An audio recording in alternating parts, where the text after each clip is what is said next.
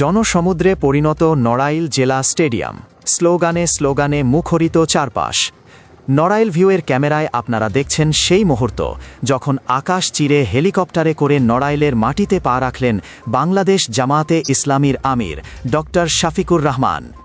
তাকে স্বাগত জানাতে আজ নড়াইলে নেমেছে মানুষের ঢল। নড়াইল জেলা জামায়াতের নেতাকর্মীদের উপচে পড়া ভিড় আর নারায়ে তাকবীর স্লোগানে এক অন্য রকম পরিবেশ তৈরি হয়েছে পুরো জেলায়। নিরাপত্তা নিশ্চিত করতে মাঠের চারদিকে মোতায়েন রয়েছে যৌথ বাহিনীর শক্তিশালী বলয়।